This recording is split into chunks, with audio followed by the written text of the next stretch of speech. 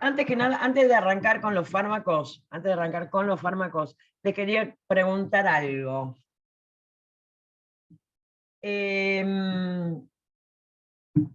¿Alguna duda de todo lo que estuvimos viendo la semana pasada? Que sobre todo en el segundo video medio como que quedaba medio que parecía que se cortaba y que no llegábamos. Pero bueno, lo que vamos a ver ahora precisamente es ir analizando las patologías, viendo un poquito también la parte farmacológica y todo lo que está relacionado con eso. Después ya la semana que viene vamos a hablar precisamente de la condición de venta de este tipo de fármacos. ¿Se acuerdan que habíamos visto que eran fármacos de control y por lo tanto se debe vender con receta doble, algunos también incluso hasta con receta triple? Entonces, obviamente, esperen que no sé qué toqué, entonces, obviamente, es importante conocer todo eso. Bien, vamos con un PowerPoint que después les voy a compartir también en el aula, que es un material que realmente está muy, pero muy claro todo el tema de los fármacos. ¿Ven que apago?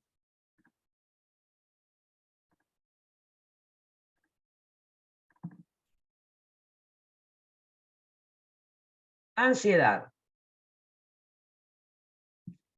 Ansiedad es una anticipación de un daño, desgracia futura, acompañada de sentimientos de disforia, o sea, sentimientos de cosas desagradables, y o de síntomas somáticos de tensión. Uno está tensionado.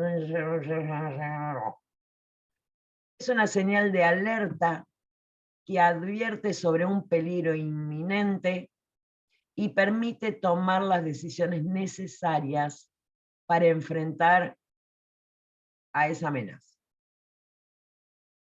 Es importante entender la ansiedad como una emoción normal ante determinadas situaciones y que solo cuando sobrepasa ciertos límites o la capacidad adaptativa del individuo es cuando se convierte en patológica.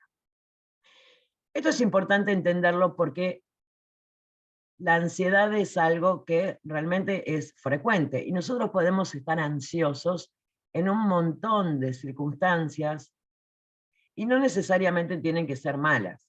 Acá habla de un sentimiento de tensión, de una anticipación de un daño, desgracia, pero también vamos a ver que en determinadas circunstancias un poco menos problemáticas, también se puede sentir ansiedad.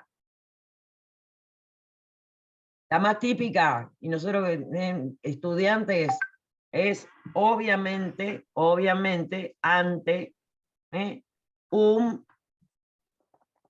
aguárdame un segundito, es ante un examen. Es lógico tener... Aguárdame un segundo, que me apareció cualquier cosa acá.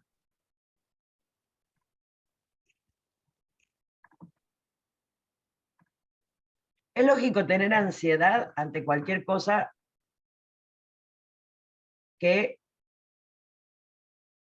a mí me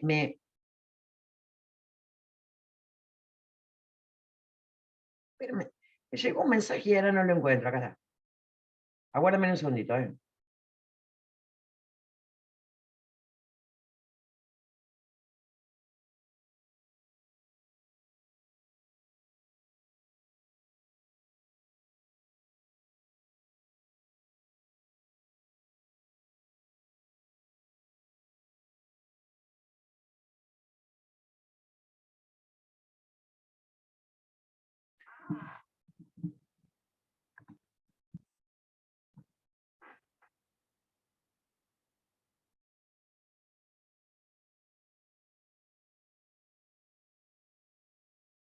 Perdón,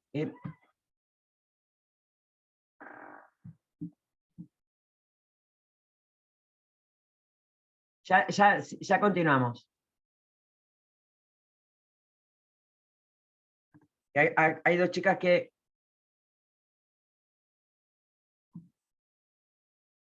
estaban intentando ingresar y no podían. Estaba solucionando ese problemita. Ay. Bien, ahora sí, volvemos.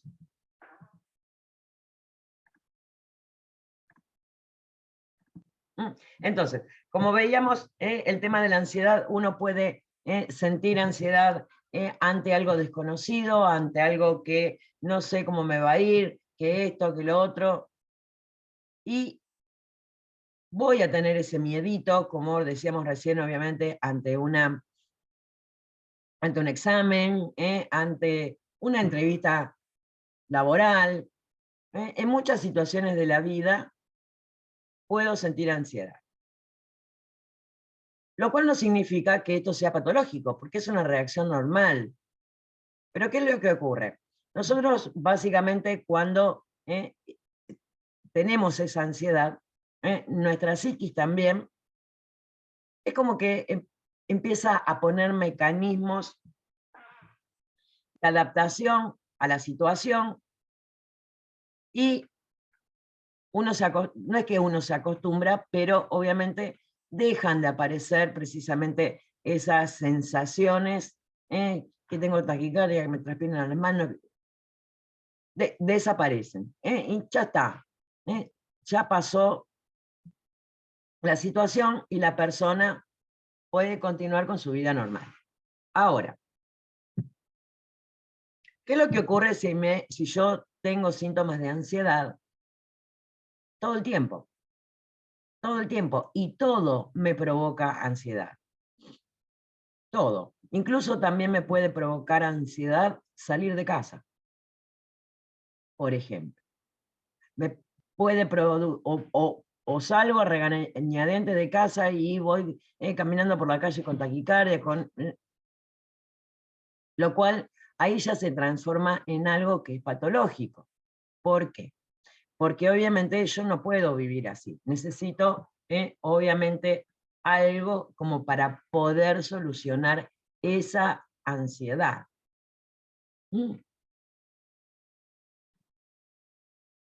Obviamente, como decíamos ya la semana pasada, obviamente la ansiedad está dentro de la estructura neurótica, en la cual obviamente siempre va a tener distintos grados, dependiendo si eso me afecta a mi vida diaria o no. Y precisamente en este caso, esa ansiedad va a afectar mi vida diaria. Sea lo que me provoque la ansiedad. Pero también quiero hacer una aclaración porque muchas veces se puede confundir esto de la ansiedad con lo que justamente estábamos hablando hace un ratito en el grupo. Chechi que estaba ahí ya esperando que la acepte y yo todavía estaba preparándome el mate.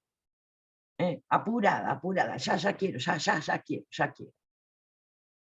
Eso, o quiero que todo ocurra ya. O hago las cosas así medio apuradas. Obviamente eso no es ansiedad, o sea, no es el tipo de la ansiedad que nosotros estamos hablando. Es el tipo de ansiedad que nosotros estamos hablando, es obviamente cuando yo empiezo a sentir esas cosas, esas sensaciones, como le decíamos recién, esa disforia, ese que me late más rápido el corazón, que tengo obviamente que me pueden sudar las manos, que puedo tener la boca seca ante una situación en particular. Que si ocurre en ese momento y mi psiquis se adapta a eso y desaparece, es como que no le di demasiada importancia y puedo seguir con mi vida normal. Obviamente ahí no se va a utilizar ningún tipo de medicación. Ahora, si esa ansiedad obviamente me está provocando que yo no puedo tener una vida normal, porque siempre estoy con los mismos síntomas, estoy preocupada todo el tiempo. Bueno, ahí ya, obviamente lo conveniente es la medicación. Pero que para esto yo no puedo ir a la farmacia y comprarme lo que se me dé la gana. Primero y principal, recordemos que los fármacos de estos grupos van a ser todos fármacos controlados, que van a requerir, obviamente, la receta médica, y que realmente debo consultar con un profesional, precisamente porque aparte de la medicación, muchas veces también va a requerir terapia. Es una de las cosas que también suele producir bastante, a veces rechazo, a veces, no, ¿cómo voy a ir a terapia? ¿Cómo voy a ir al psicólogo? Yo no estoy loco, no estoy loca. No, precisamente es para poder aprender a conocer y poder ejecutar esos mecanismos de defensa, esos mecanismos adaptativos que precisamente van a hacer que mi vida sea un poco más tranquila, que no esté todo el tiempo así con la ansiedad. Si bien el único que puede medicar es el psiquiatra, el psicólogo no puede medicar, muchas veces el psiquiatra también se ocupa de la terapia o también puede derivar a un psicólogo, pero el que va a hacer la receta, sobre todo para estos fármacos ansiolíticos, va a ser el psiquiatra. Vuelvo a repetir, el hecho de ir al psiquiatra no significa que yo esté pirucha. O sí, pero bueno. Esto es algo que yo siempre aclaro porque sigue siendo un tema tabú. Sigue siendo la salud mental un tema tabú, lamentablemente. Y estas son cosas que nos pueden pasar a cualquiera y que no significa ni que seamos ni buenas ni malas personas. Vamos a ser buenas o malas personas por los actos que cometamos, buenos o malos. Pero la salud mental no tiene nada que ver con eso. Ni tampoco debería ser una situación de vergüenza familiar como hasta no hace muchos años atrás ocurría. Por suerte, la sociedad se está abriendo un poco con respecto a todo lo que es salud mental y está haciendo, digamos, una visión real de todo esto. Que es lo mismo que tener hipertensión. Pero acá lo que está más o menos enfermo puede llegar a ser la psiquis. De hecho, el concepto de salud de la OMS, de la Organización Mundial de la Salud, dice que la salud es el completo bienestar biopsicosocial y no la ausencia de enfermedad. O sea, y uno no tiene por qué sentir vergüenza, ni nuestro familiar tiene por qué sentir vergüenza si tenemos alguna patología de esto. ¿Alguna vez les pasó eso o escucharon de decir, no, este es el loquito de la familia?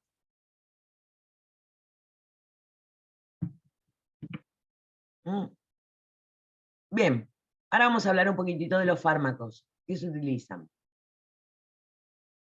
Los fármacos ansiolíticos alivian o suprimen el síntoma de la ansiedad sin producir sedación o sueño. Que en realidad eso es el ansiolítico ideal, pero que no existe. ¿Cuáles son precisamente los fármacos ansiolíticos? Son las benzodiazepinas, alprazolam, clonazepam, diazepam, que después también vamos a ver que no es para lo único que se utilizan.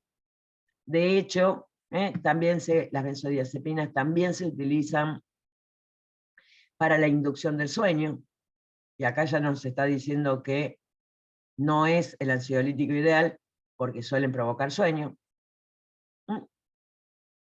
Por lo tanto, es un muy buen ansiolítico, sobre todo para los trastornos de ansiedad generalizada, para aquellas personas que la ansiedad no los deja hacer nada en la vida, tienen ansiedad ante cualquier tipo de situación, y por lo tanto es un muy buen ansiolítico. Y por lo general, como ansiolítico, o como fármaco para el tratamiento de la ansiedad, siempre va a ser el de primera elección. Después tenemos la buspirona, que en realidad tiene una menor efectividad que las benzodiazepinas, pero que no provoca sueño. Ahora, si una persona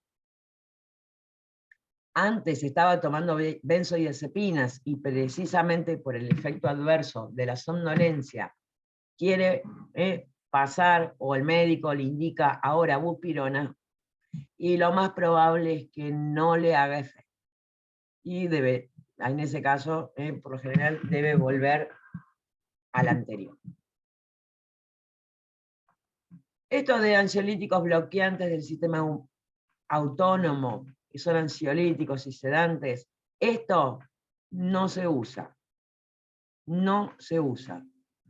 Los dos fármacos, está acá en la lista, pero no, o sea, porque la realidad es que también son fármacos ansiolíticos, pero ya directamente no se usan porque tienen demasiados, pero demasiados efectos adversos.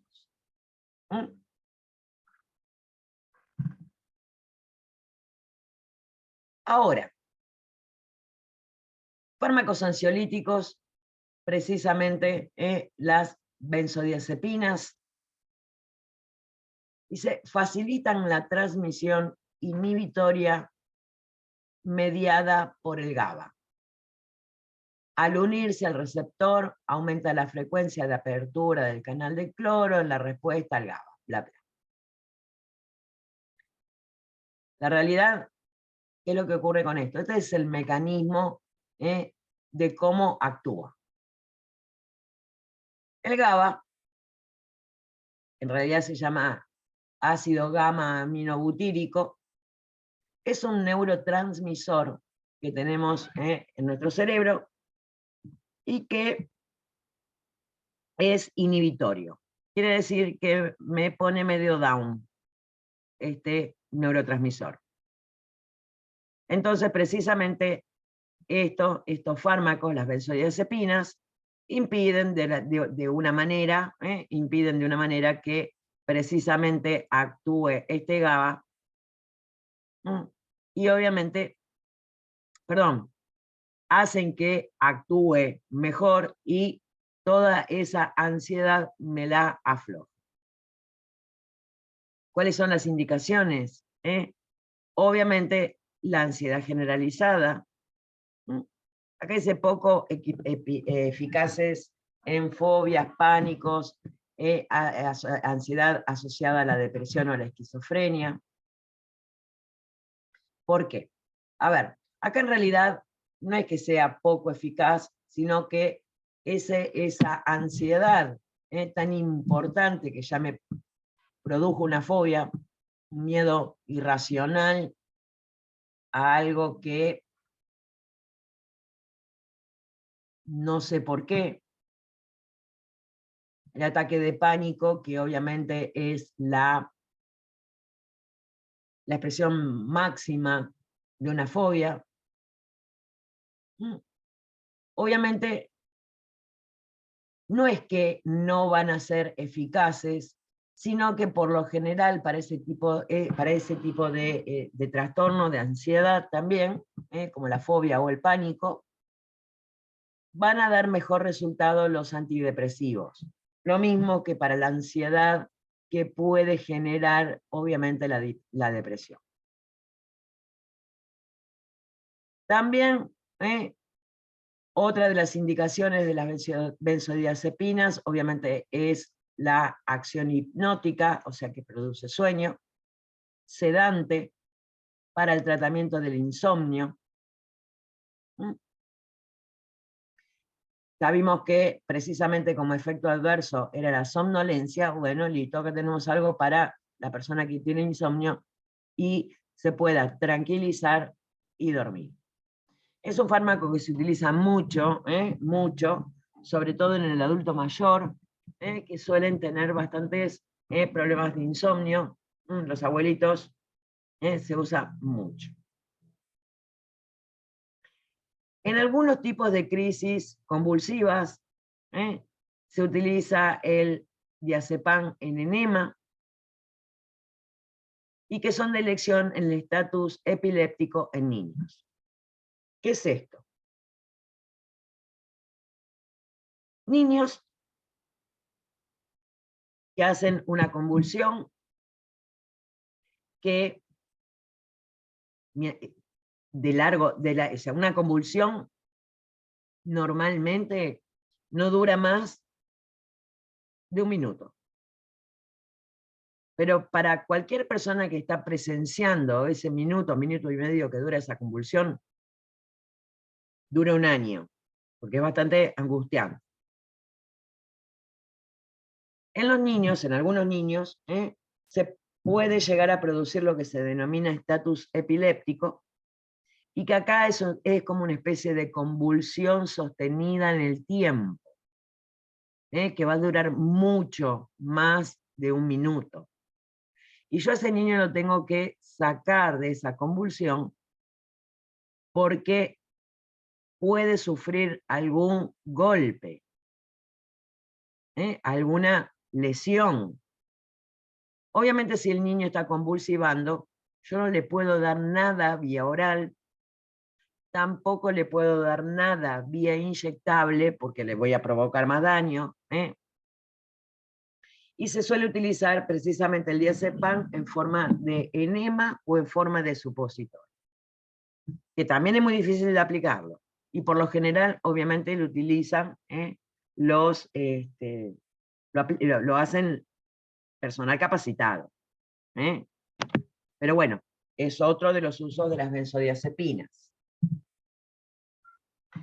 También se utilizan como medicación preanestesia o inducción a la anestesia, como el midazolam o el diazepam, porque provocan este tipo de fármacos. Bueno, el midazolam es una de las benzodiazepinas que tremendo lo rápido que hacen efecto. Y cuando a mí me tienen que poner una anestesia general y me están llevando al quirófano, yo necesito sedación, necesito empezar a dormirme rápido y necesito sobre todo olvidarme de todo lo que está pasando. Otro de los efectos adversos precisamente de las benzodiazepinas es la amnesia anterógrada. O sea, no me acuerdo de nada de lo que ocurrió desde que me tomé el comprimido hasta que me dormí. No me acuerdo. Que como para medicación preanestésica, un golazo. No me quiero acordar de nada. Desde que me sacaron de la habitación hasta que me llevaron al quirófano. Pero sí es un efecto adverso para precisamente cualquier otra persona que lo utiliza para la ansiedad generalizada, porque no se acuerda, hay un montón de cosas que se pierden, que no se las acuerdan. también es un efecto adverso para un abuelito que lo tome para dormir, porque tampoco se acuerda de nada. Y también las benzodiazepinas se van a utilizar porque tienen una acción miorrelajante. Y también a la misma dosis no solamente que van a producir efectos miorrelajantes, o sea que los músculos que están contracturados se relajen, y también va a provocar sedación, que también es un efecto buscado cuando una persona está contracturada, porque necesita relajar. Me acuerdo que en una época yo me levantaba día por medio con tortícolis, y me tenía que mover así en bloque, porque no podía girar la cabeza de ninguna manera. Cada tanto venía, o sea, cada vez que me pasaba, llamaba al médico, el médico de domicilio, y me ponía precisamente un diazepam, por este efecto mío relajante, y al ratito ya estaba, pero de paso también descansaba un poco. Pero una vez, una de las tantas veces me produjo un efecto paradojal, que es otro de los efectos adversos que pueden tener las benzodiazepinas, que precisamente es el efecto contrario. En vez de sedarme, palmarme, me alteró, me excitó demasiado. Me acuerdo que estaba mi mamá cocinando en la cocina, y yo estaba alrededor de ella, hola, hola, mamita, hola, pero totalmente alterada precisamente porque me había ocurrido un efecto paradojal. Imagínense una persona que queremos que esté sedada, le ocurre esto. A un abuelito que quiere dormir y se acelera. Sigue siendo, acá en todo caso, siempre, precisamente el efecto de la reacción paradojal va a ser un efecto adverso. Que no quiero que pase porque yo lo estoy tomando para estar sedada, para dormirme. Por suerte es un efecto que no es muy frecuente y se puede administrar con muchísima seguridad. Pero ¿qué es lo que ocurre con este fármaco? Ya con los nombres que les tiré, diazepam, clonazepam, alprazolam, son todos fármacos que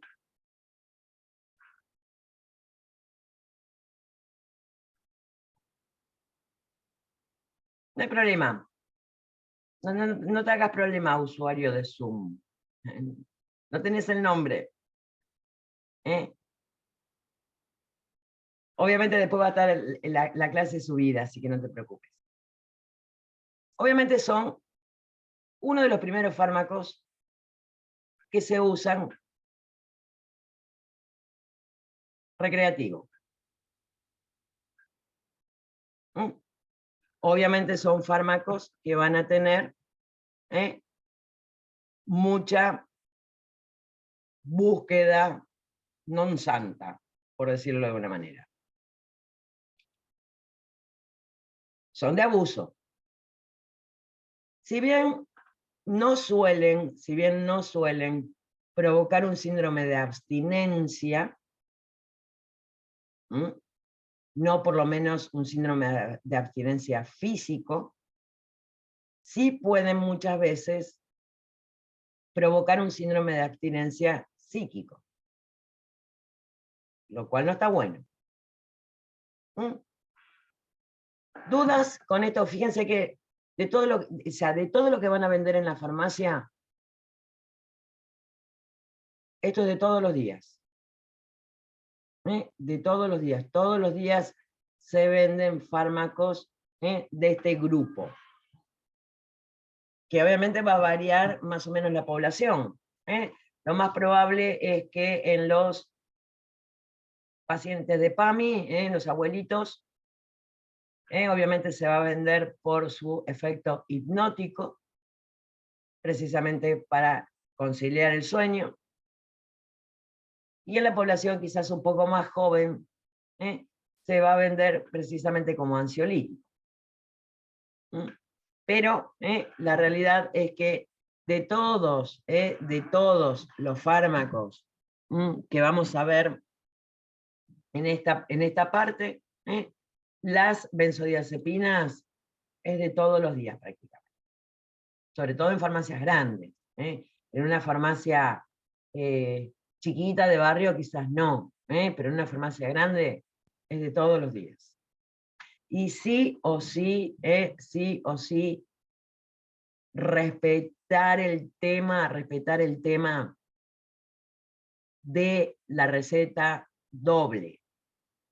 Receta oficial, rosa, por lo menos acá en Buenos Aires, no sé si en todo el país es rosa, pero sí receta oficial, que después les voy a compartir también en el aula un modelo para que más o menos la reconozcan, que sí o sí tiene que ser doble, y en el caso de que no sea una receta oficial, tiene que ser una receta hecha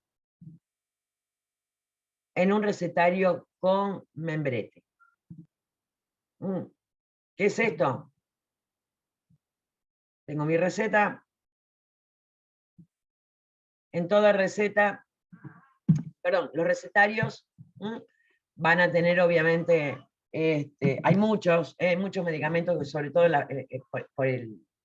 por la vía particular, van a tener muchas veces, o se van a encontrar muchas veces con recetarios que tienen a lo mejor alguna publicidad de un medicamento porque el laboratorio se lo regaló al médico y el médico aprovechó y utilizó esa receta. Esas no sirven.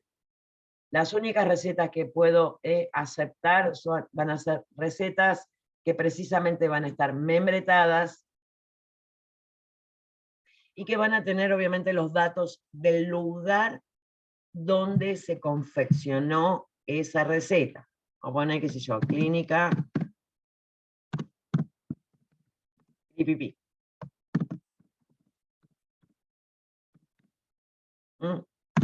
Está en la calle Chardone, 3409. Está en mi casa. Bueno, acá no tengo la clínica Pipipi. En el caso de que sea, obviamente, un consultorio particular, en el membrete va a decir los datos del médico, también la dirección.